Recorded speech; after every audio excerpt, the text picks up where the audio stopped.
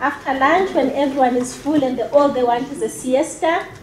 Unfortunately, my voice also doesn't really inspire much for being awake. It's small and it's not that entertaining either. But let's try and keep everyone awake and engaged. I wish I had the same enthusiasm, the same personality, the same voice that our earlier speakers had, but I'll try and make my small voice a little bit more, amplify it a bit. We thank goodness for technology, because with the mic, I can at least try. I'm going to basically speak a bit, share some experiences about a process that the Center for the Study of Violence and Reconciliation embarked upon, which is the development of the African Union Transitional Justice Policy, where we provided technical support to the African Union Commission's Department of Political Affairs, a policy-making body within the African Union, which was tasked or which was mandated to develop this policy, this continental policy on transitional justice. Our partners and the African Union is also here. They will present on the policy specifically, but I just want to share some of the experiences and some of the learnings from the journey of developing the policy. It has not been an easy journey, neither has it been a short one. We are speaking of this will be the 9th year in the development process of the African Union Transitional Justice Policy. And if you consider the fact that you are working with 54 countries, then 54 countries, and now 55 countries, who must all agree on the language that should be in the policy. You are working not only with the AU organs, but you're also working with the policymakers themselves. You're working with the heads of states, who must be the primary implementers of the policy once adopted. You're working with civil society, who also have practitioners who are very clear about what needs to be in the policy from practice, ensuring that the lived experiences of the African people are embodied within the policy. You are also working with the academia, you're working also with the researchers who have also enriched the discourse or the practice through some of their findings. Of course, we know again that theory usually and practice, there's usually a disconnect. So all of this brought together to really agree on what needs to be in a policy that is less than 60 pages is really a cumbersome task. And we really felt that as the Center for the Study of Violence and Reconciliation during the process. But what really helped was the fact that a number of consultations were carried out with all stakeholders who are key in the transitional justice discourse in the African context. And this really helped in the sense that from a document that was very wide, that had all aspirations from different groups, we had to now navigate, cut it short, but ensure that the specific offerings of various groups and experts and that specifically the content, the specific content issues that spoke to the realities in Africa was not lost. Now, in sharing some of the challenges, some of the opportunities, some of the lessons learned, I just would like to highlight about 5 things that actually are beneficial in the development process, which I think could be takeaways even for the Zimbabwean process, which is already at an advanced stage. First and foremost, the process of policy development is as important as the content of the policy. The how aspect is as important as the content. In fact, I can say this, that if the how is not handled properly, the content would not really matter. And we've experienced this, especially at a continental level, where who has been engaged, who has been part of this process, who's been consulted, whether all voices have been taken on board, was more important than what was the content of the policy. Policymakers wanted to know if they were also adequately involved in the policy development process. And just to share some of our experiences, when the policy went before the Specialized Technical Committee on Justice and Legal Affairs in 2015, it was actually brought back. It was not adopted by them because African member states felt that they were not sufficiently consulted and they did not contribute sufficiently to the development process of the policy. Therefore, they wanted to be given more time to input, to see what the content was, and also to contribute because they were going to be the primary implementers of the policy once it is adopted. It's very important to include victim groups and other affected communities in the crafting of the language of the policy, because once again, there has to be communal understanding of what transitional justice is, and again, even some of the key elements that make up the process that a country is going to embark upon to address some of its past abuses. The issue of collective ownership also is very important. Everyone who contributes must feel that what their contributions are also included in the policy, in the final draft of the policy. Very important again for the policy to speak the language of the masses, not only the language of the elite or the language of the policymakers. Because again, it's the people, the victims, affected communities who must also feel that the policy actually speaks to their realities, as opposed to a policy that is an abstract, that is too lofty for them to engage in, for them to participate in, and also implement in their own ways as victims in the implementation, or in the overall implementation of the policy. Also, very importantly, the development process should focus on implementation from the onset. A policy, just being a policy, is just paper, but it's the implementation that really enhances a policy. If it is a policy that cannot or that does not speak to the implementation after it has been adopted, usually it's very difficult to negotiate, bring everyone again to the table to begin to navigate how the policy will be implemented after the fact or after it has been adopted. As the African Union representative is going to speak about the policy itself actually speaks about implementation and begins to target various implementers of the policy and highlights what they should do in their implementation of the policy, including civil society, African member states, African Union organs, and various other stakeholders, even victim groups as well. So this is also very important, that implementation becomes part and parcel of the development process from the onset, not something that becomes an add-on after we have adopted the policy or after it has been enacted. There are also benefits of publicizing various drafts of the policy during its drafting process or development process. Some of the lessons we came to learn about the African Union Transitional Justice Policy Development Process is that as we were putting the various drafts on the website of the African Union, member states that were emerging from conflict were taking those first drafts of the policy to inform their national policy development processes around transitional justice. A country like Mali, for instance, used the previous draft, the 2013 draft of the policy that was publicized on the website of the African Union to craft its own national policy on transitional justice. And I think there again as well, there's some value add for the process itself to be a public one, where various drafts, whether unfinished or just merely first draft, zero draft, are put up so that even the current processes of transitional justice can also take some of the innovations emerging from the development process and incorporating them in their mandates as they implement the specific transitional justice processes that we see. We have, for instance, in Zimbabwe right now, the commissions, the various commissions that are either directly or indirectly implementing transitional justice processes.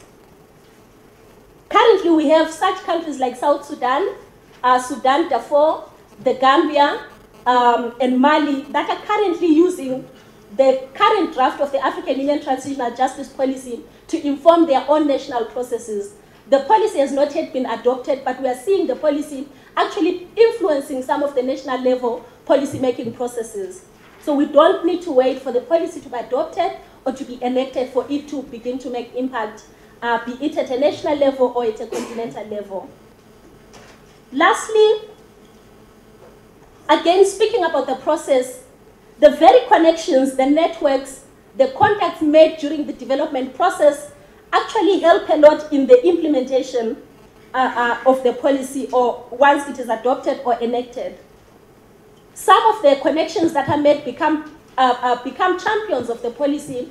We have parliamentarians, for instance, in the room who can become champions in parliament for the policy that is being developed. We have the NPRC, for instance, that can begin to speak the language of the policy even before the policy is adopted or enacted. Again, that's part of the implementation that happens at that level. And again, the very stakeholders who would have been key in the development process, who would have been consulted, also it becomes easier for them to own the document afterwards in the implementation, because everyone will be seeing the document as their own document, a document they contributed to, a document whose blueprint actually includes some of the very issues that they raised during the consultations, during some of the key meetings in the development process. So it becomes very easy to take all these contacts, connections, networks, and relationships that have been built and carry them through to the implementation, and for everyone, again, within this process to hold each other accountable in the implementation process. Without much further ado, I'll now hand over to my colleague, who will then talk to us about the policy itself, the contents of the policy, what is in the policy that really is very Africanist in its approach, that speaks to our lived experiences as African people, and what it is within the policy that makes it so unique and so advanced in terms of addressing some of our legacies, our past legacies, our current legacies, and even the future that we want. Ensuring that we preempt some of the future atrocities that may not be committed right now, but going to the future that we want. These are some of the things in our never again we want to see, we don't want to see happening, so that we actually ensure that the future that we have, or the future that we are crafting through policy making, through implementation of policies and addressing our past, that the future that we want really becomes a reality, not only for this generation, but for the generation to come. Over to Ms. Kota Alia.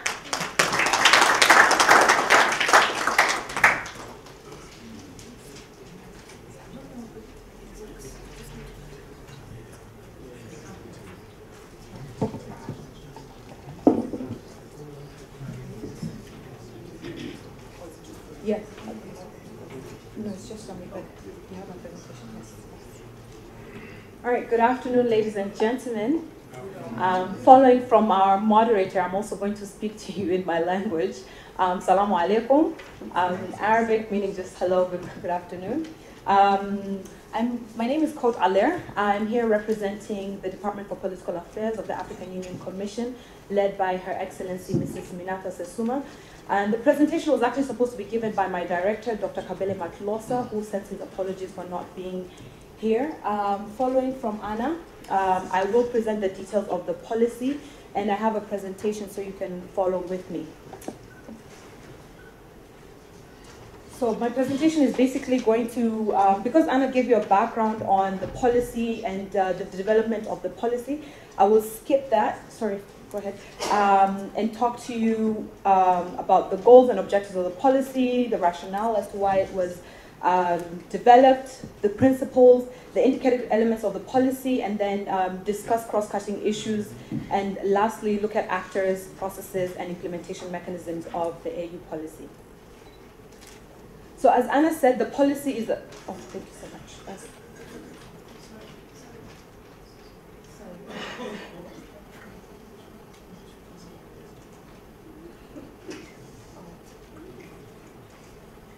All right. So the policy, as Anna said, is a non-binding continental mechanism, and it was conceived as a guideline for member states emerging from violent conflicts, dealing with past legacies of violence, to develop context-specific strategies, programs for sustainable peace, justice, reconciliation, accountability, and social harmony. So essentially, the policy offers practical guidelines that need to be contextualized, bearing in mind that transitional justice challenges and realities in affected member states.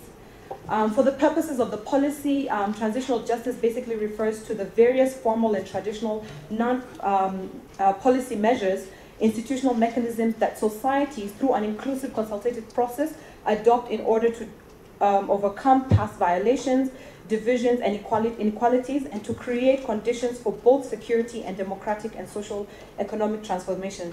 Transition in the policy refers to the journey of societies with legacies of violence and conflict, systemic or gross violations of human rights, human and people's rights, towards a state of sustainable peace, justice, and democratic order. The mandate to develop the policy really lies in AU instruments, beginning with the AU Constitutive Act under Article 4 and H and O. They recognize the threat posed by conflicts and commits the AU to promote peace and security, human rights, and fight against impunity.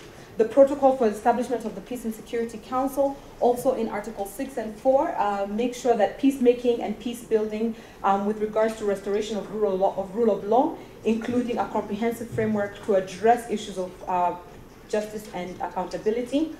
And really, I can refer to the high-level panel on Darfur and also the panel of the WISE, which really put the mandate and called for in their recommendations for the development of a wider transitional justice policy. Findings indicated that across Africa there are varied transitional justice processes, but there was no one comprehensive policy framework that really guided and promoted the experience sharing amongst member states. So based on these findings, the panel of the WISE recommended that the development of the transitional justice policy. So this was back in 2011, and as Anna said, it has been 9 years since the development of the process, and we're still in the development as next week, the SDC on Justice and Legal Affairs, one of the policy organs of the African Union, will be considering the policy, and hopefully once it's adopted, it can go into implementation. That has not curbed member states from implementing the policy, as Anna stated and gave examples of countries that are already currently implementing the policy.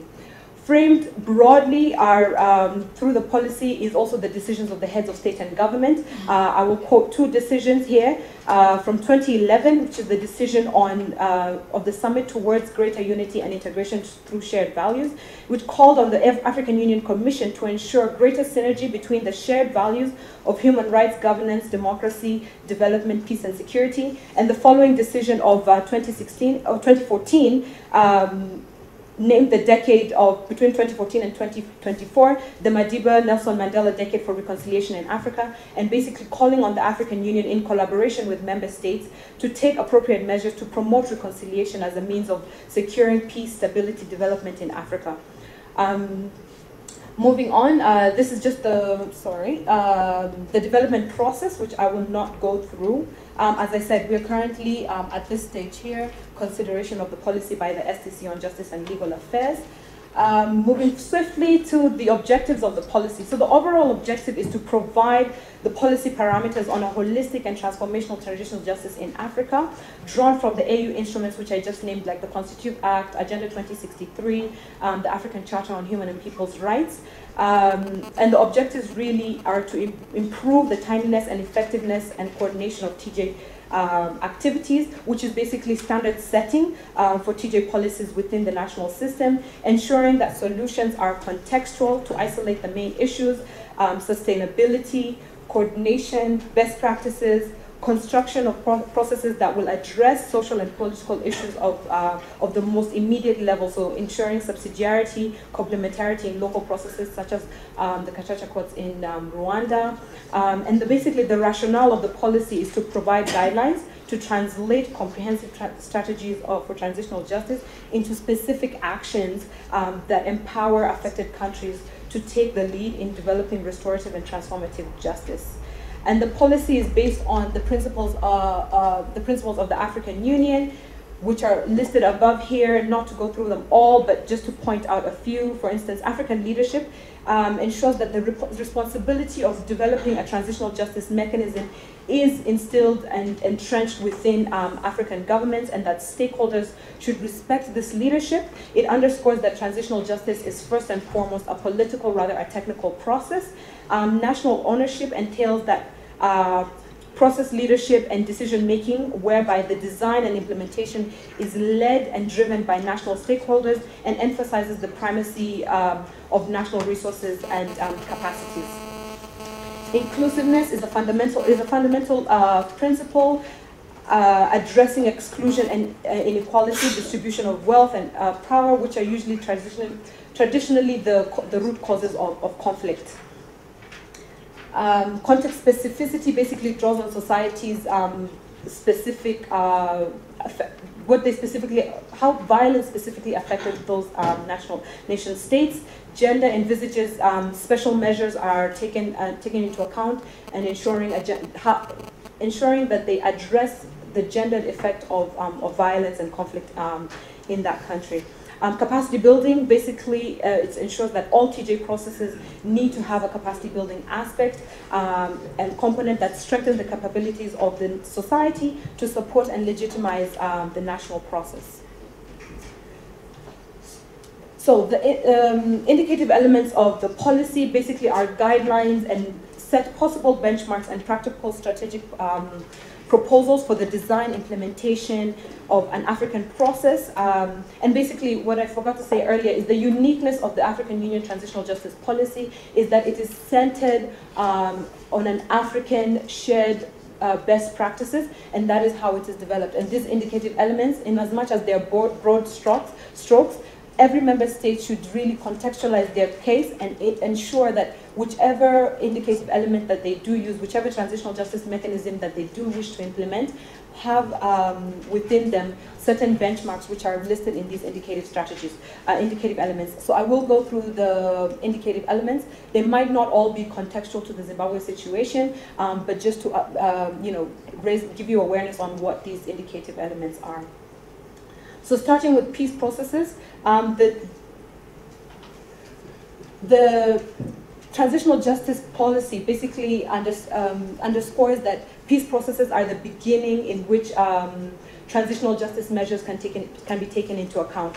And the adoption or the benchmarks here are basically adoption of measures that end violence, having a policy of zero tolerance of violation during the negotiation of peace agreements, reestablishing law and order within the nation, enhancing and participation of civilians and various groups during the negotiations of the peace agreement, and most importantly is the inclusion of provisions relating to justice, human rights, and reconciliation during the negotiations of the peace agreement.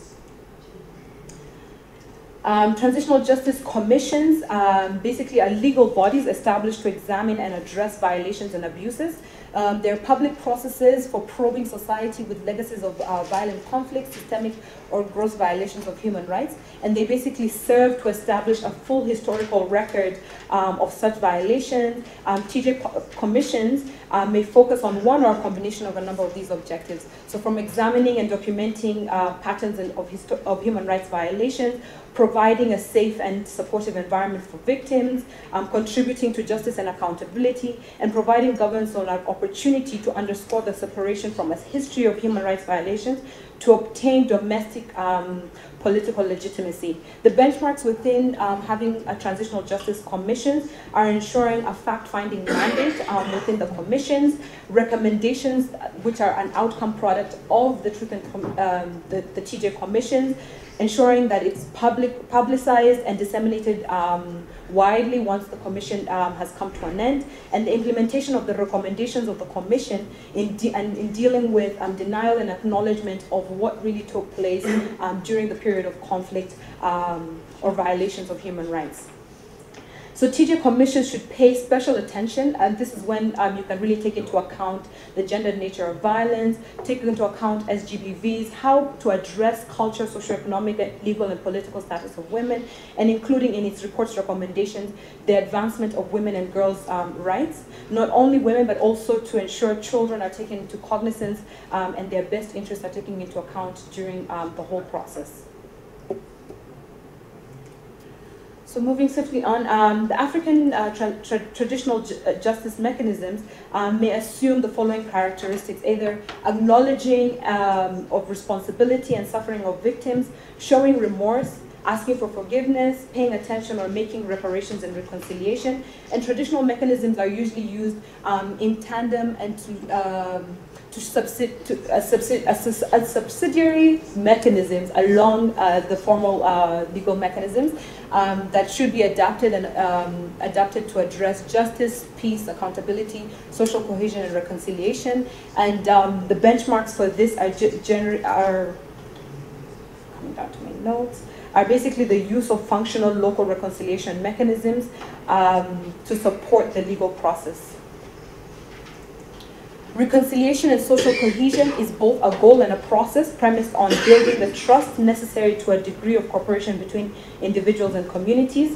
Full redress and reparations are essential to build reconciliation, and social cohesion requires healing, which may include a number of these issues regarding each other's suffering, coming to terms with the totality of what happened, promoting shared truth, constructing and common narrative about the past, and also recognizing that there may be different narratives within that one conclusion that you reach, and overcoming a sense of victimization. Benchmarks for this indicative element are basically programs that not only promote social cohesion and coexistence, but that address structural inequalities, putting in place measures to secure human rights for all, reinforcing equality, dignity, common humanity, and also offer forgiveness and provision of to facilities and platforms for mediation and psychosocial support. Reparations here we see can come in various forms, whether they're material, healing, rehabilitation services, collective reparations, and moral reparations. So the policy basically calls on member states to develop their own guidelines, and the benchmarks for these are basically to ensure that there is administrative fairness, transparency, and ensuring and administrating effective programs that are transformative, that address the harm suffered, and basically that it's prompt and not delayed. Where there is delay, it calls for an interim reparations mechanism to ensure that the suffering is not perpetuated by the transitional period. Redistributive justice here basically is to ensure that the design is to rectify structural inequalities, marginalization, and exclusion from achieving social justice, equitable and inclusive development. Basically, redistributive justice can include educational and employment opportunities for youth, investment into the community, infrastructural development, rural development, and agricultural and pastoral development schemes. Benchmark here is just to include an inclusive and equitable fiscal development strategy, one that is inclusive of all societies, communities, women, for instance, ensuring property rights are given to women, inheritance according to the national laws of the country. Memorialization comes as afterwards, basically to publicly acknowledging the suffering of the victims and institutionalizing both social dialogue across generations and non-impunity in national discourse. The African Union, for instance, has an African Union Human Rights Memorial, which is it's currently being established within the AU headquarters, but it's also as an example and precedent setting for other member states to memorialize the period in which there was suffering, conflict, and abuse of human rights. A good example is in Rwanda, where they have a huge monument erected for the memorialization of the genocide that happened in 1995. Diversity management, we'll talk about this further in when we discuss cross-cutting issues, but it's basically to ensure and to recognize the dimensions of conflict that affect race, ethnicity, color, sex, language, religion, political affiliation, national and social origin, fortune, birth, and other statuses. The benchmark here is basically recording and acknowledging the dimensions of violence, instituting educational programs that target stereotypes and social prejudices. You can even enact laws that forbid hate speech or combat institutional measures of discrimination. Justice and accountability are basically legal measures that should be adopted for investigating and prosecuting crimes. Here's where you can set up hybrid courts that deal with the appropriate crimes either at a national level or at an international level. Best case example I can give here is the hybrid court on South Sudan, which is to be established to hold into account the perpetrators of violence and conflict during the period of conflict from 2013 up to currently in South Sudan. Political and institutional reforms is aimed at reforming critical institutions of state and, where necessary, creating such institutions to give full expression to the spirit and letter of this policy.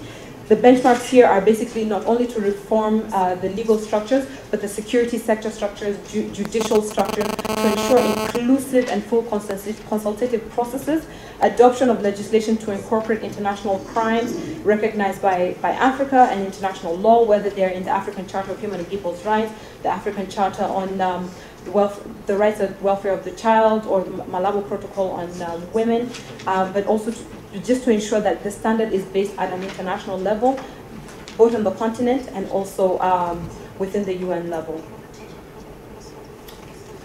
Human and people's rights basically entails the promotion and institutionalization of a culture of human and people's rights within the framework of the Charter and the AU Shared Values Instruments relevant to international human rights instruments. Restoring human dignity and human interpersonal and intercommunal relationship is also a key element of transitional justice. So discussing cross-cutting themes, the first one is women. All throughout the policy, inclusion has been something that is cutting across the policy itself, including women and ensuring that women are in the participation during the design and implementation of the TJ mechanisms that are implemented within the country. Children and youth, ensuring that the provisions for an avenue of participation for children and youth groups with respect to accountability measures of the African Charter on Rights and Welfare of the Child, to support adoption of programs or family tracing, reunification, or to build resilience of children and youth survivors of conflict. Sorry, fast. Persons with disability are also a group that are disadvantaged by violence and conflict. IDPs, refugees, and stateless persons that are basically byproducts of conflict, and older persons who are most vulnerable and affected by conflict in Africa. The benchmarks here is to just ensure participation, accountability measures that are sensitive and inclusive, adoption of programs that cater to these groups, and to ensure full investigation and prosecution of all manner of violence against persons with disabilities and also older persons. Lastly, the actors and processes of implementation of mechanisms fall at various levels. First, their responsibilities at the national level, but also to recognize regional level where regional economic communities and mechanisms can come into place. And also at the continental level where, for instance, the African Union, in implementation of its policy, assists and supports member states in the implementation of their own policy, conduct for themselves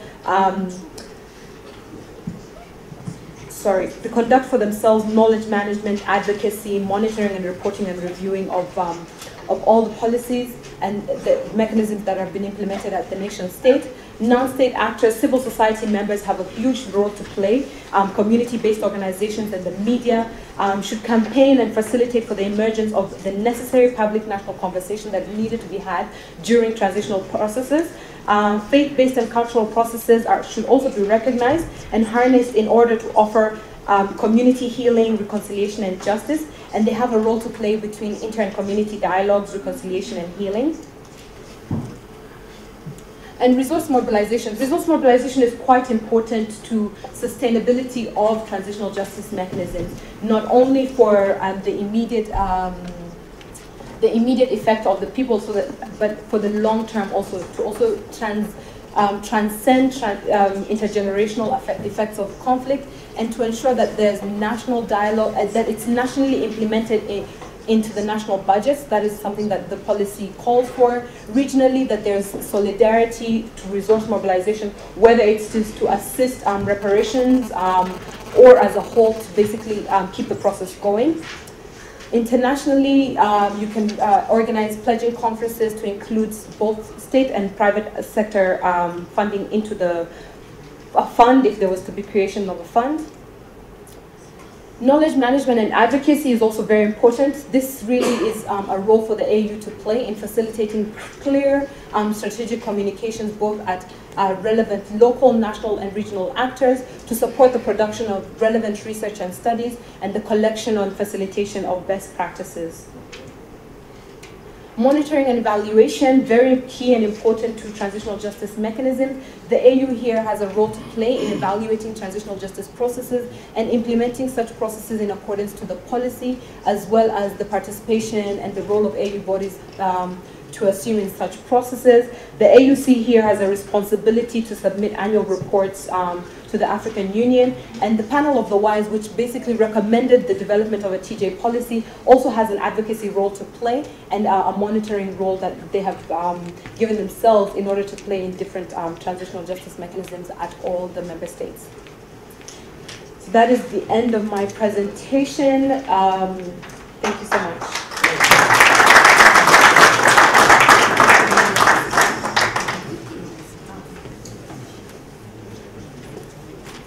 Okay, an extra round of applause to both Anna and Cora, please. Thank you very much for a very detailed analysis and breakdown of the AUTJP. It's very much appreciated. I think one of the few things I just want to highlight is the presentations were done around sharing of experiences of the development of the policy itself, the long journey that it's still ongoing. But also highlighting its uniqueness and really emphasizing on having a policy that speaks to African values. And particularly also the thorough analysis around the indicative elements as well. I think it's critical that the elements that, of course, not only speak but also address African realities. I think it's very important that we try and ensure to have a policy that really speaks to African traditional values, but also we have a policy that's an African solution to African problems. I'm just going to see how we are doing with time. So I'll allow 20 minutes for Q&A or comments addressed to Anna and Coat, and then we will move into Jackson's brief presentation. So if I can have a first round of comments or questions, please raise your hand. I see they did an excellent job, right? Okay. There we've got one here. 2. Let's take 5 for now. 3 other volunteers. 3 at the back.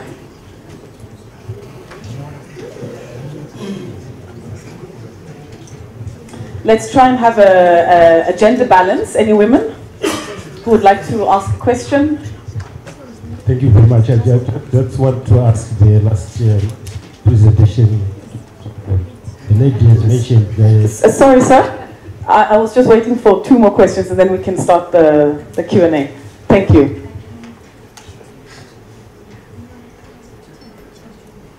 All right, going once, twice? Okay. Okay. Please ask your question and please also indicate who the question is to. Thank you. We'll start with you, sir.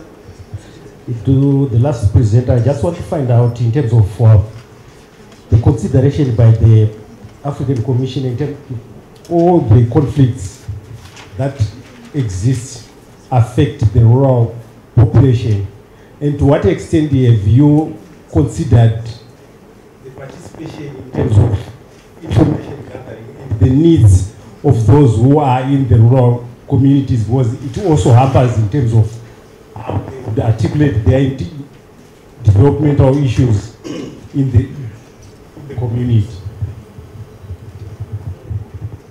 Thank you. Gentlemen, second row at the back, thanks. Thank you. My name is McDonald Mignolo. I think I have about 3 questions to ask. The first one, I think all of them are related to the last speaker who was sharing on the AUTJP.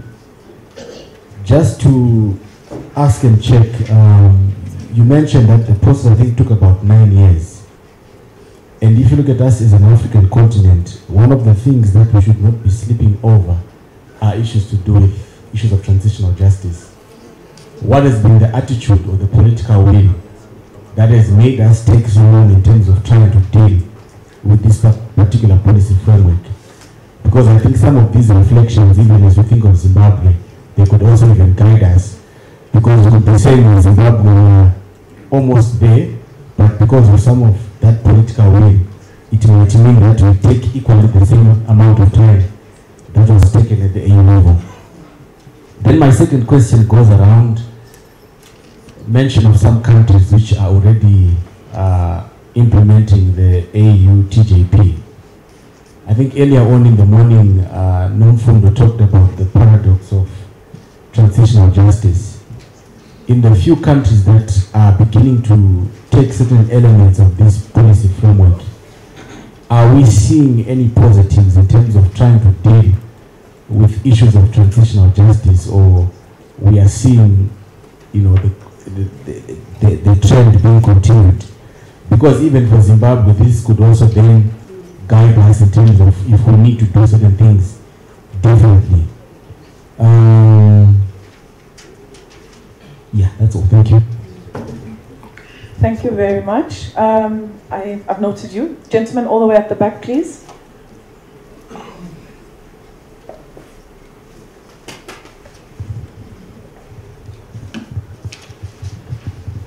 Reverend Useni, just a quick one, but I think most of my questions have been taken up by the last speaker.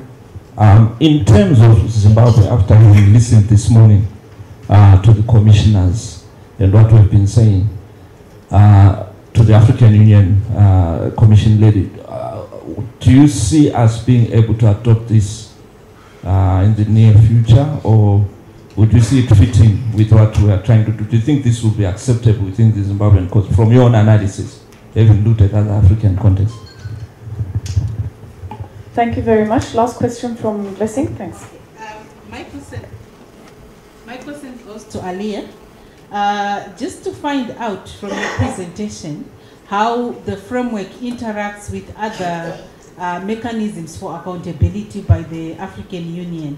We do understand that there is the African Court, which I understand there are also discussions around expanding its jurisdiction so that it deals with the very core aspects around transitional justice issues in ensuring accountability and combating impunity.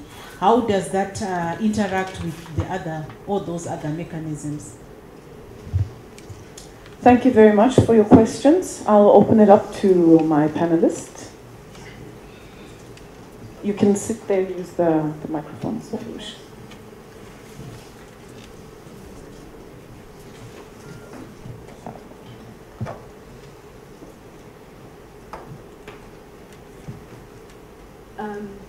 Okay, so I will go in the reverse order.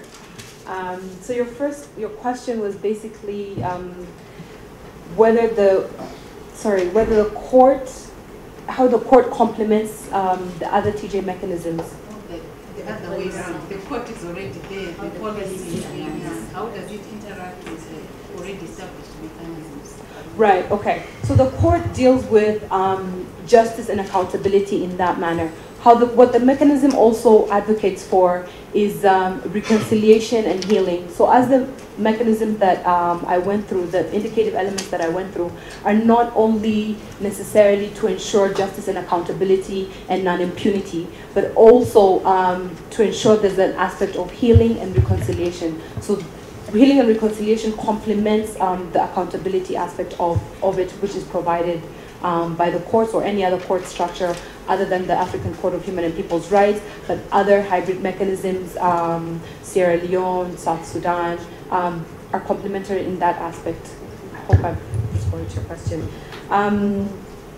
Lastly, the Reverend at the back asked a question on how the court, how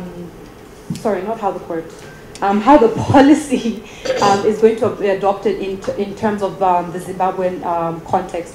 In the Zimbabwean context, these are basically the forums and the forums that are necessary in order for a member state or a nation to build their own context-specific mechanisms, borrowing from and ensuring that the indicative elements and the principles of the African Union Transitional Justice Policy are taken into account when a country decides to take on and implement a TJ mechanism.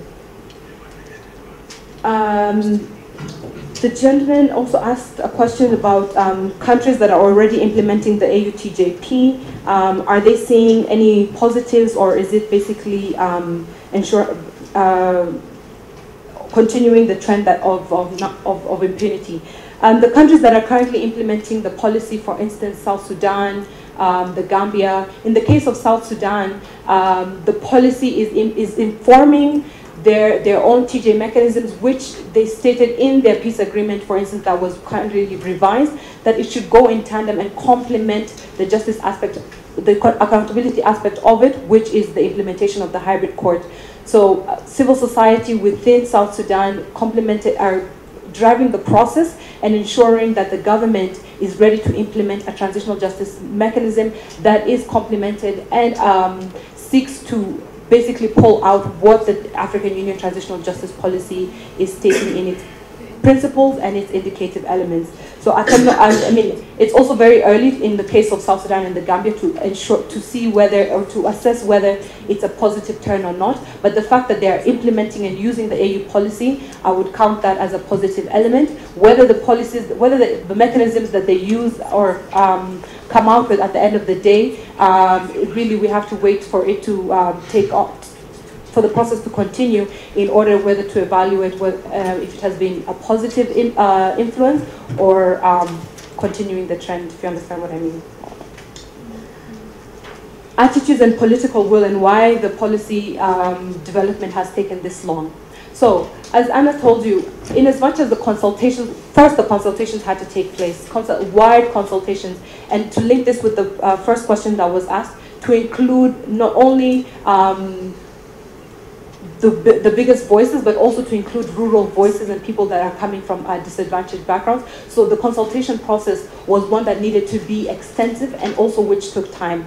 Secondly, once the policy was taken into consideration by the African Union SDC on Justice and Legal Affairs in 2015, in including the voice of then 54 member states, they did not feel that the policy addressed necessarily all of them, or that it took into account the necessary elements that it needed to take place. So that is why it was sent back. And I believe that that was not a terrible thing for the policy to have gone through another round of consultations, another round of scrutiny, another round of rewriting and redrafting and enriching it to reach to the point it is today. So moving forward, based on the consultations that have already taken place and the feel of member states that are going on, it is a positive indicator, not necessarily to jump the gun and say that the policy is going to be adopted, but right now we are very confident that the policy will be adopted by the SPC on Justice and Legal Affairs. After that, it will not take very long, because in January, the heads of state and government will sit to adopt the policy on the recommendation of the STC on Justice and Legal Affairs, and also from the Executive Council. So we are hoping that in February 2019, when the summit does take place, that the policy will be fully adopted.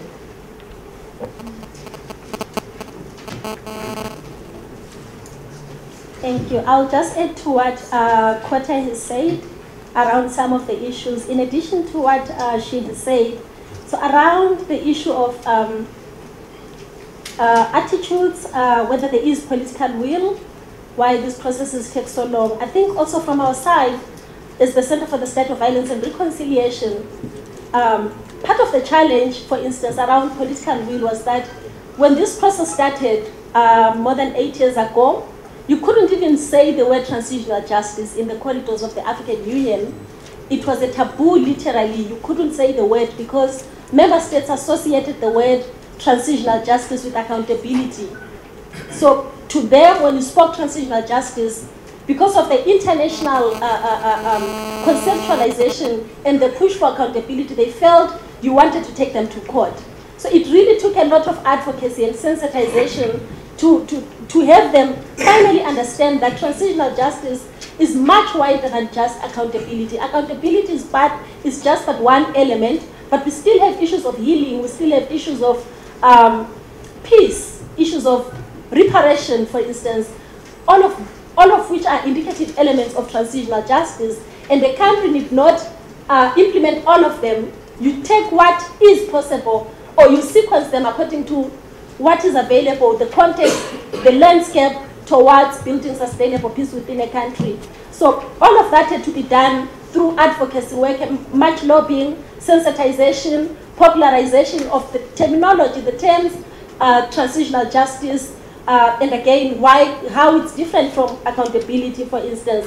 So all of that work was part of the groundwork that even now when we speak of some of the gains of transitional justice within the African context, when we're looking at policymakers, we're speaking of a narrative or a change whereby currently it's the African member states themselves who are calling for transitional justice.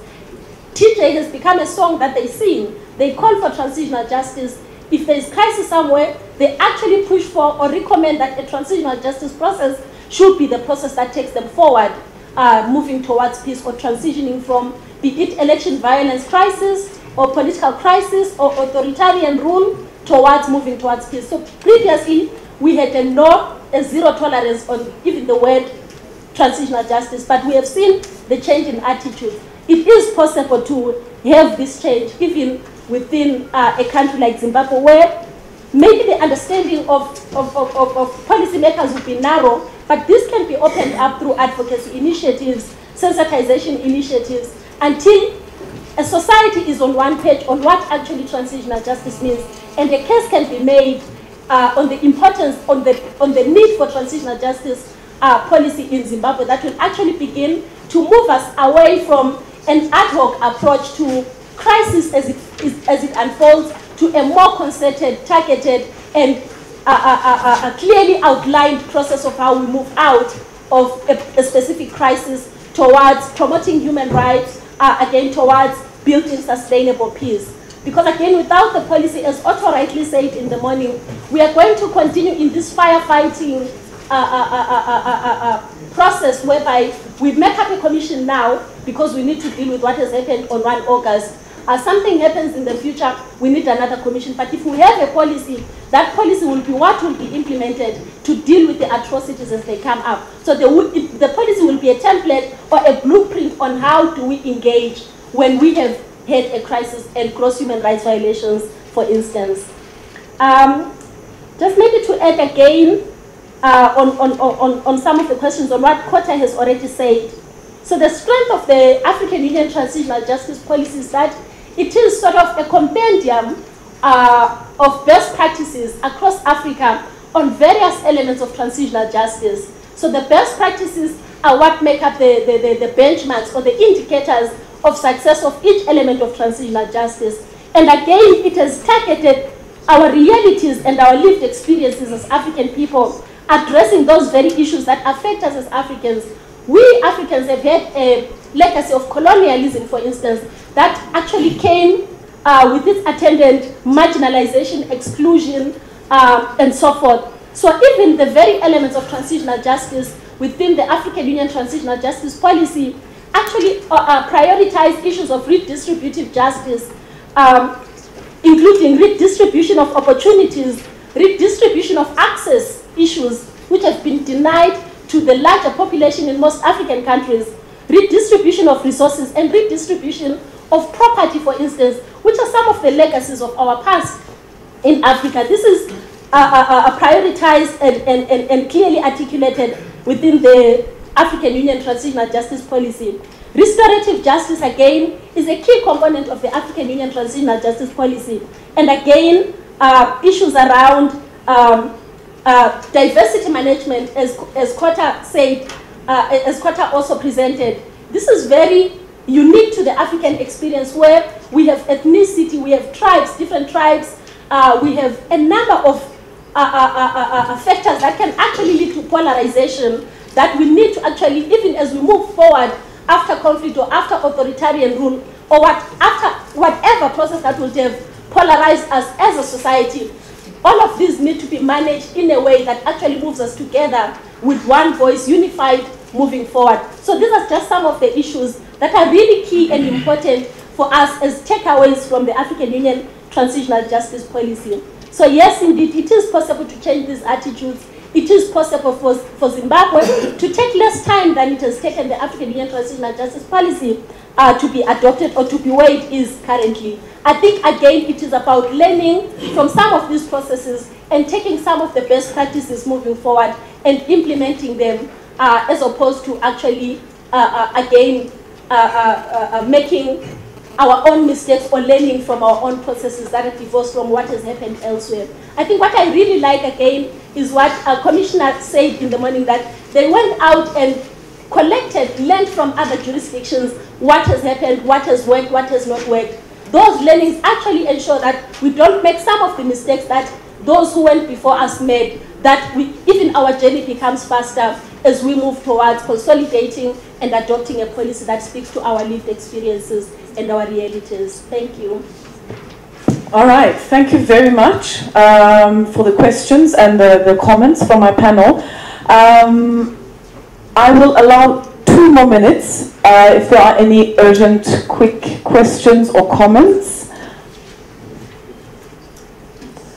All right, my panel is doing great, making my job very easy. We'll be moving on.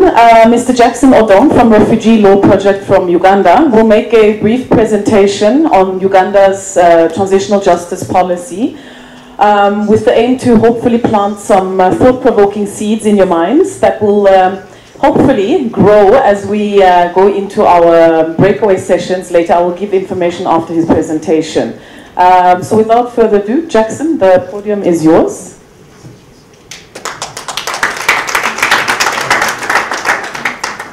Maybe presentation there. I don't know who is operating that. My name is Jackson Odong. I work for the Refugee Law Project, part of the School of Law of Makerere University. And I'm happy to be in Bulawayo in Zimbabwe for the very first time.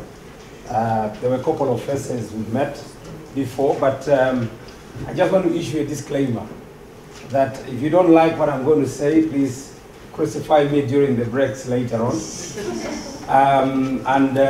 I'm here to just say 2 things. One, that if you admire what we did, please do it better. But if you saw the mistakes that we did, please don't go that path. As simple as that when it comes to policy development. So as a country, we, particularly the program I manage one of the 5 thematic programs of the Refugee Law Project that looks at conflict, transitional justice, and governance. So what I basically do, I'm like a kitchen house for TJ in our country, and where government is fearing to go, we dare and go that path and come back and say it is possible. I don't know whether someone can notice this, you know, but does someone have an idea what this is? I took this photo here. What is it? A queue for petrol. Yes. So this is the only country I've gone to so far this year that this happens. There are queues, you know, for petrol. So in transitional justice, that's an indicator. I'm told a couple of weeks ago there were queues for sugar and the like. And actually it's the only country that I've also gone that you have to pay for pressure, right? To put it on your car tires and balance it. You pay $1. And these are some of the things that we have to confront. Because this Zimbabwe was a powerhouse, you know, we knew it as a strong powerhouse, strong economy, and many other things. So these are some of the questions that provoke us to look back and think and see what is going on. There are many other photos I would have used here, but I'm not. You will use those photos more. What's not happening?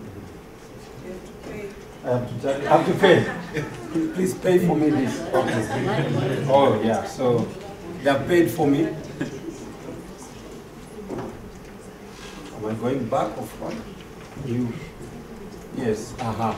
So I just wanted to. It has not been subscribed. Huh? Please pay for this thing. So I just wanted to say a lot has been talked about definition. But as we go into the next 2 days thinking about a policy framework, I think there are two things that motivate me from the UN definition. And that is just that phrase of full range of processes. So it's like a full buffet. If you've ever gone for a meal, if you're vegetarian and you're non-vegetarian, you all go to the same, line and find your menu there and dig it out. So we want to be thinking about that full range. What would it look like, before we begin, splitting here and there. And another thing that I like about this definition is the combination of judicial and non-judicial. So going forward, we should be thinking about, can mechanisms complement each other? Can they work together? So these are some of the things. But, whatever we will end up with, whatever menu that would look like, it has one common challenge. And that key challenge is, how does Zimbabwe restore and build human dignity? Will whatever you do something in restoring and building a human dignity? Will it be able to heal wounds?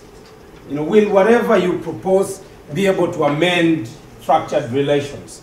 Will whatever you propose be able to restore, rule of law? Remember, we're talking about, authoritarianism and, making a shift from that, where nearly collapse. So will it restore some order? Will it build a culture of human rights? Remember, transitional justice is about human rights violations. So will we adopt that culture where we have regard for one another? And lastly, will it nurture democracy? This is where there's a big problem. I don't think there is any African country where you will point to and say it is not a democracy.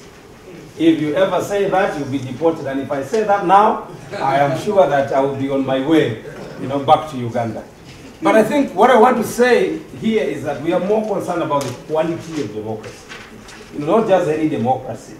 So that should be at the back of our mind. Do we have that quality of democracy that we admire? And I think that is the most important bit. So the Ugandan transitional justice process comes from a long backdrop. In fact, if you have ever been colonized by the British, we have the same results, same outcomes. So right from our pre and post-independent period, we've seen seasons of conflicts, whether political, constitutional, instability, and the like. And this has been largely an inspiration for a transitional justice process. Because most of these conflicts have not been resolved. And we are talking about looking back to dealing with the consequences of these conflicts. I think you'll have to continue pressing for me. And ideally, the big picture is when we look at these conflicts, I think Commissioner had mentioned earlier that you have a conflict map, an attempt to establish all these different conflicts. But the most interesting thing is that these conflicts occur at different levels.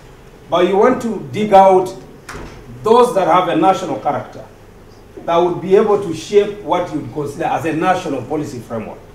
Not to suggest that regional conflicts don't matter, but there are conflicts that cut across that affect everybody that kind of bring and rally, forward. So in Uganda, our springboard was from the northern Uganda conflict. And many people looked at it and said, but that's a northern Uganda question. And we learned a lot. We spent a lot of years just defining and giving the TJ a national face, a national character to that effect. And so even when we talk about conflicts, you can't even see them when you decide to plot it on a timeline. We have a compendium of conflicts. I should be able to give you copies. You have to dig into each of them. And I'm sure it could be the same thing here. And actually it's incomplete. That by the time we published this in 2014, we had other conflicts emerging within the same country that have not dealt with the past. And others have not even indicated here. So that's why we are stuck with dealing with even ongoing, violations. And you can go on. And just put everything, keep pressing over 10 times, I think. So the most interesting thing here is that as a country, we have been dealing with transitional justice without even knowing that it is transitional justice. And like they said, without the term and the name transitional justice, we were already implementing a lot of transitional justice mechanisms. And remember, we have all been crying about colonialism as a very big, problem and factor in our democracy and caused a lot of wounds. And independence in every country has been seen as, a transitional justice measure. That shift, that leap. But subsequently, almost all those regimes after independence have not, they have not substantially addressed these violations. So each regime that comes offers a promise, but doesn't dig deeper. Including one of the persons that the world knows as the #1 global dictator, Idi Amin.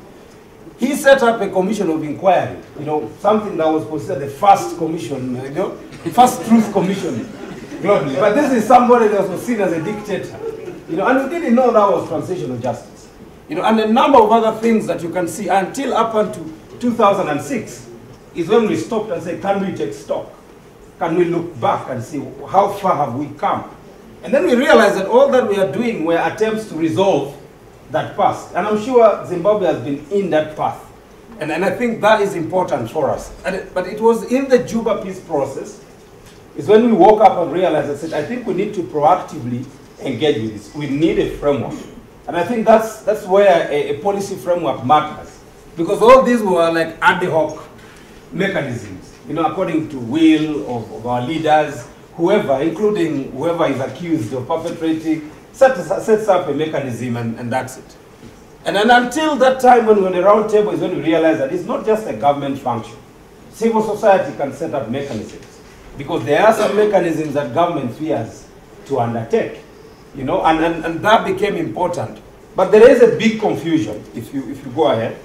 There's a huge confusion if you don't have a framework. And one of them is you begin to see tension between development and transitional justice. So we had the Peace, Recovery and Development Framework, and it had mimicked a TJ process that when we began asking for transitional justice, but there is PRDP.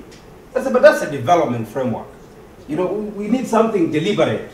So government hides in some of these, development programs and claims them as transitional justice. Said, okay, pronounce it as a transitional justice mechanism, then we begin talking, and that doesn't happen.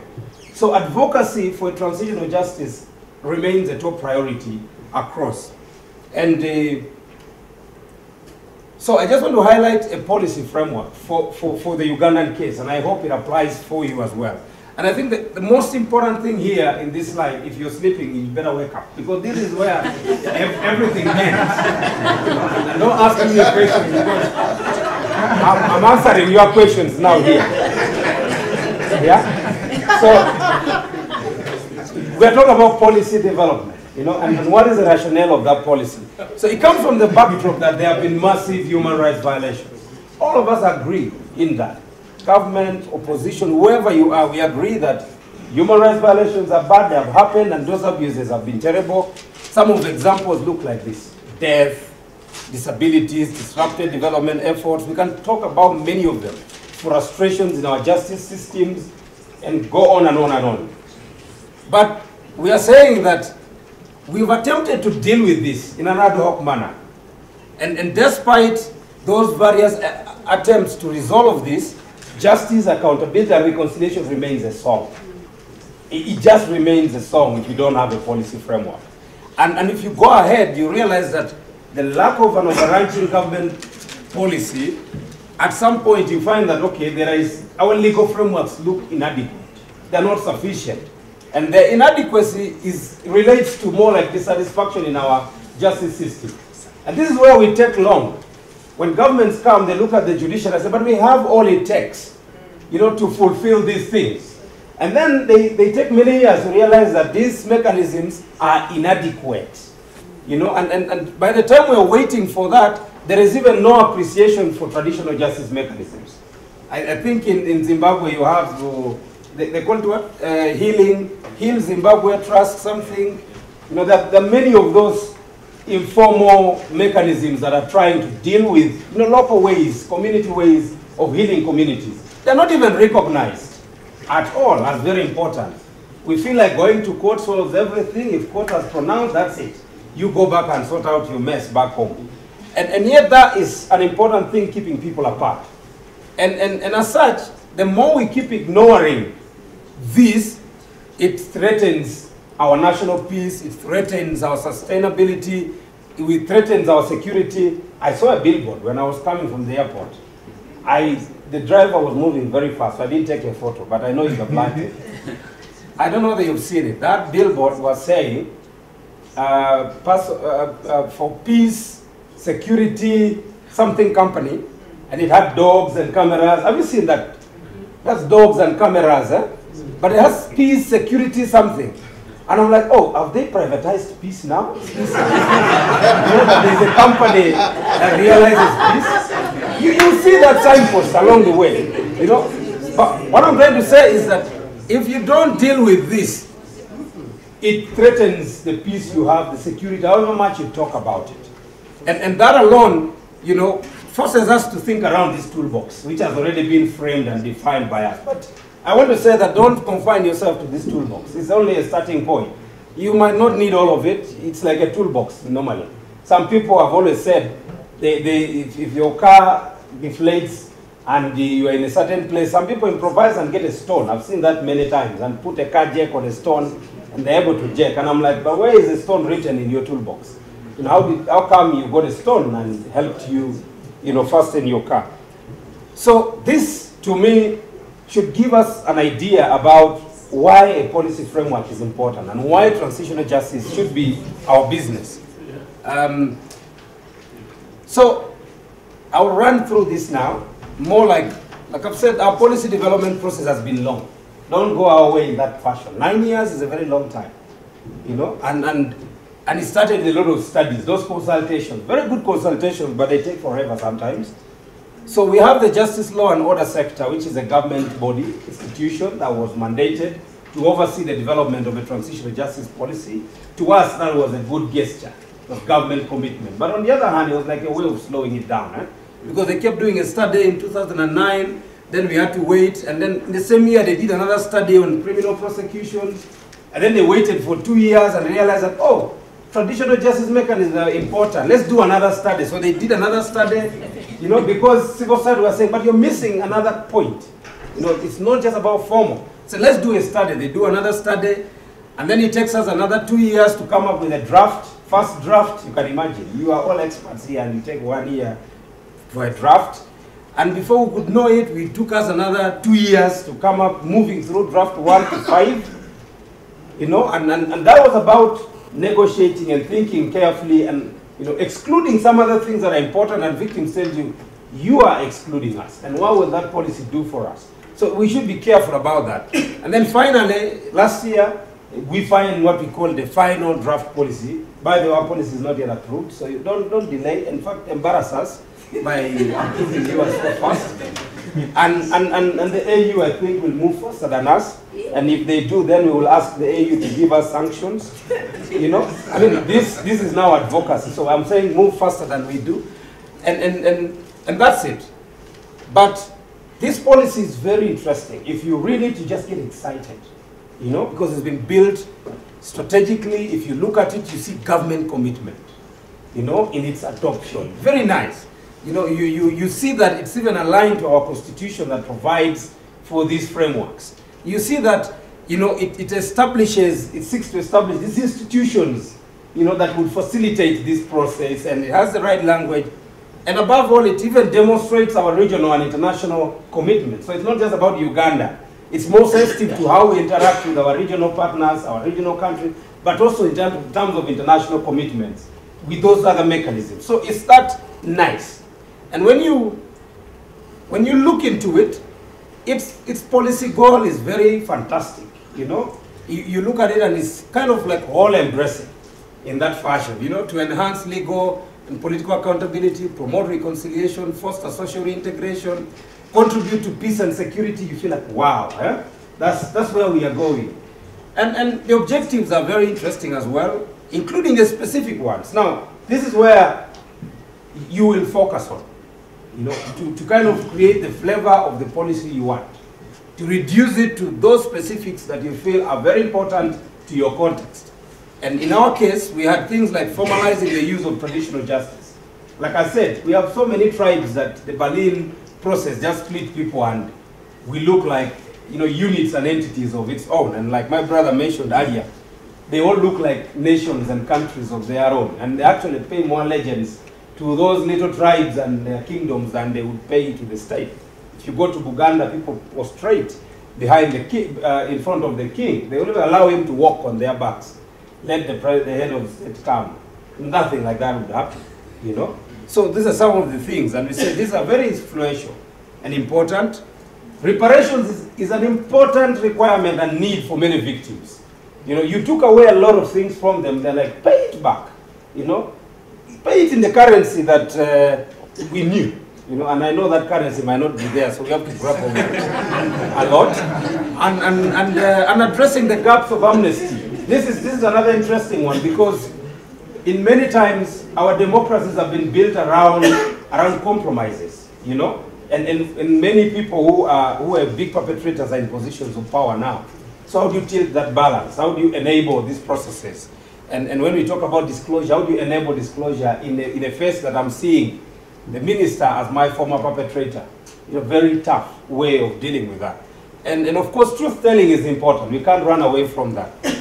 And go back a little bit. I just wanted to highlight here the guiding principles. And I think we're in agreement. The earlier presenters did mention a lot. Commissioner did mention a lot about these principles. I think we just populated a number of them, but they're very, very important for us to define those principles that kind of lead us through. And yes, you can go ahead. So the 5 policy tenets for us, forgive me, this is not tenants, it will be tenants. Maybe I was thinking that this policy should be rented for victims. And I was thinking that it is the victims who are tenants, but the traditional justice mechanisms as provided in the policy is more concerned about recognition. You know, recognizing these informal mechanisms and the extent to which they can contribute to conflict resolution.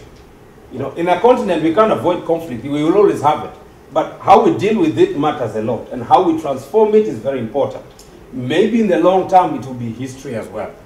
The second on truth telling is very important, because we need to establish that framework. We know the truth. We've been talking the truth in our informal spaces, but we need that platform and space in which we are able to look at a collective truth of our countries. And the third that looks at formal justice mechanism, which has been there but inadequate in many times, is more concerned about protection of witnesses. And this is very, very key as I wind up, because in many times you find these systems are there but they block people, because there is no way I'm going to testify when I know that somebody is going to follow me and I'm even being warned before I get to the dock. So establishing this has a very, very strong aspect of victim participation, and this is where many struggles happen. So we need to remove barriers to access to justice, everyday access to justice. And the fourth is around reparation, that is setting up a government reparations program. And lastly, around amnesty. No blanket amnesty. In fact, in Africa, everybody is guilty. There is no saint. You know, even those that call themselves as, you know, in Uganda we have freedom fighters. There are no saints. You still find things and they say, but this and this and this happened. So these are some of the things that we need to deal with. But when you look at the implementation, you know, when you're designing something, design something you can implement. You know, don't design something that you cannot implement. So the framework for the Ugandan TJ policy is that it has this, you know, vision of being implemented by an independent entity, you know, with a 10-year mandate to see how this can be actualized. And it should be independent. That is working with both interlinkages and intralinkages. Inter in the sense that it allows private and public sector engagement, you know, and working with government. But on the other side, the intralinkages more about how these tenets interact with one another. You know, the 5 tenets. And as you go forward, of course, the question was, you know, as civil society, what is our strategy of implementation? We should be asking ourselves at the different groups, religious groups, cultural groups, traditional leaders, what is our strategy to implement as we think through developing this? And finally, the biggest problem we have on the continent, and we have in country, is that transitional justice without a policy is like driving this car here. If you can look at the comments that are here, and allow me to put words here, not that I'm, this one said this way, that way.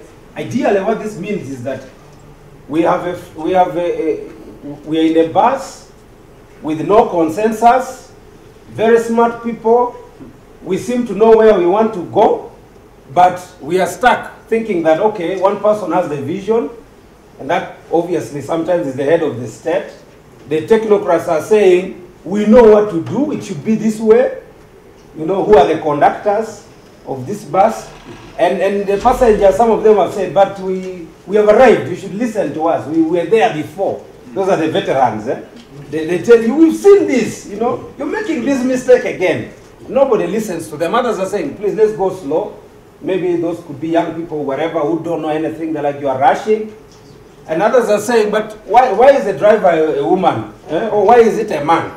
Because they're very concerned about those aspects that we are not thinking about, which are gender aspects. So everybody is in that bus. Others are being left out and they're like, please wait for us. But at the end of the day, we have to move somewhere. You know, and that is very important. I think when there is a policy framework, I think that bus can move somewhere. But if it is not there, we'll remain in this, you know, kind of space.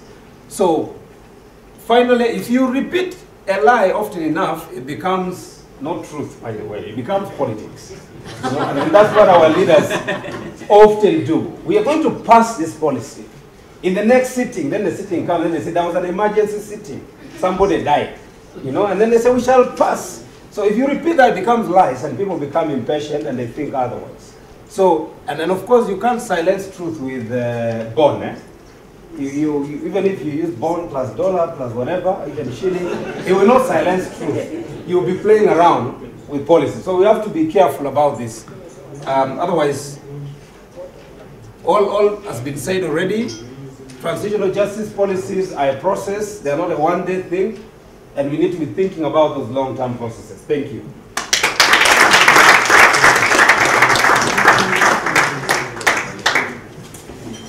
Thank you very much. In all fairness, another round of applause, please, to Jackson. Jackson, thank you very much for providing us with a colorful analysis of Uganda's transitional justice development, and also for highlighting the various processes it's undergone, and also for emphasizing the fact that indeed we've been implementing TJ for decades now, just not under this, these names and conditions. I just wanted to discuss with you time. We are running a little bit late. We envisioned to finish around 5:30 today. It's now 18 minutes past 4. We have a group discussion still to take place, and a critical reflection to end us off with on the day. So, couple of announcements. We have decided to break into eight breakaway groups with 10 people per group.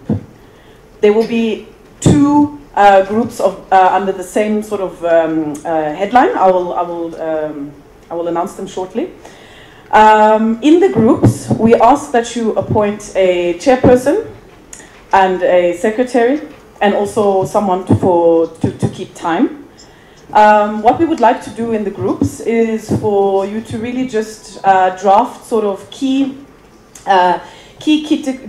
critical points, reflections, comments around the Zimbabwean framework,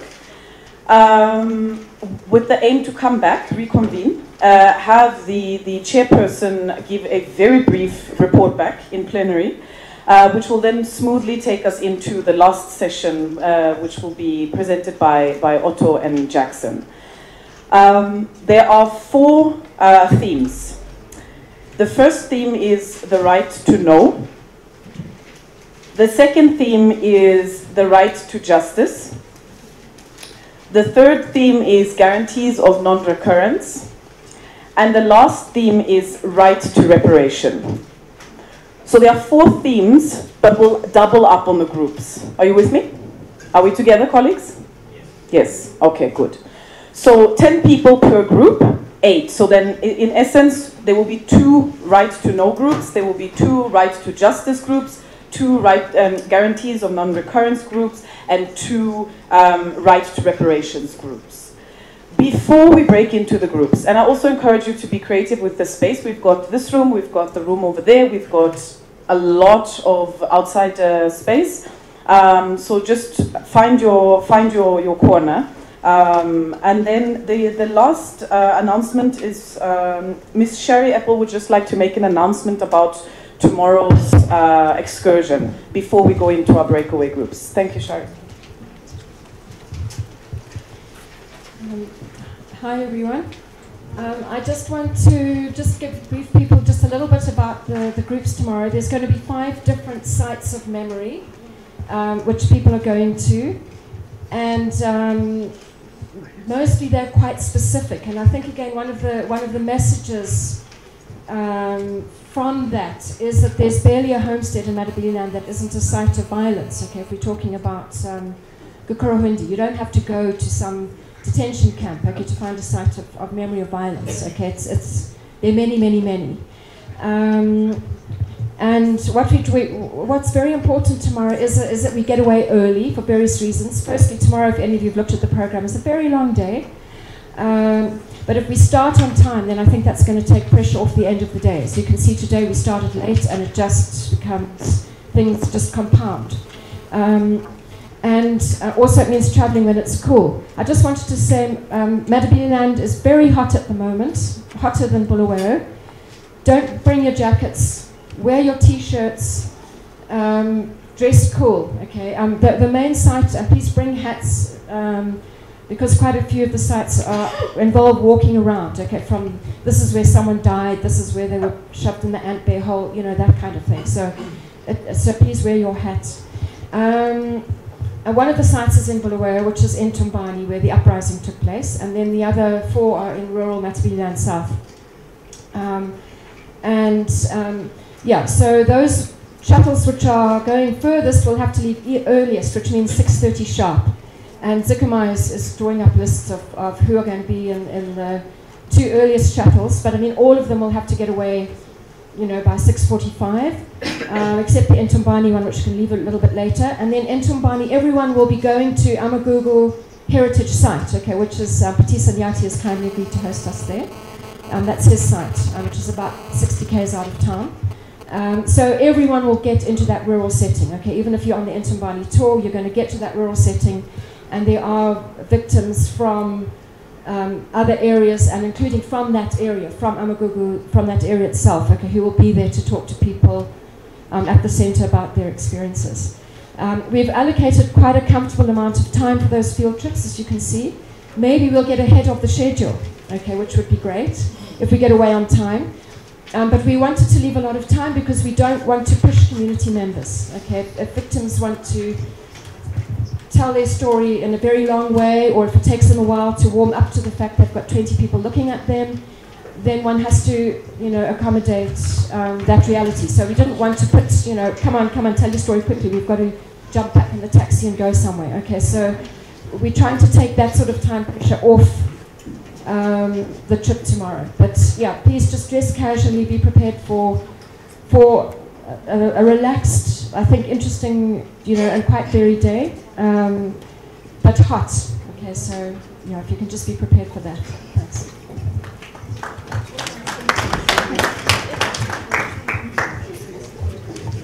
Okay, colleagues. One of the narratives under the TG umbrella, we talk about sequencing and timing. So let us get into our groups, shall we? We've got the 4 groups. Can I see? Let's do it this way, just for ease of reference. A show of hands. Who's joining the Right to Know group? We need 20 people. 10 in, please. Let's see. 1, 2, 3, 4, 5, 6, 7, 8, 9, 10, 11, 12, 13, 14. Okay, 14. Please can I ask that the ones who raised their hand now that you just find a spot wherever you are, having your group discussions. Who is going to be on the right to justice? 1, 2, 3, 4, 5, 6, 7, 8, 9, 10, 11. Okay, 12. All right, that's fine. Okay. And then the guarantees of non-recurrence. 1, 2, 3, 4, 5, 6, 7, 8, 9, 10, 11, 12, 13. Great. And the last one, the right to reparations. 1, 2, 3, 4, 5, 6, 7, 8, 9, 10. All right, colleagues, let's regroup into our smaller groups. The time is now 4:26. Excuse me? Okay, can I just, before we go into our groups, it's now 4:26.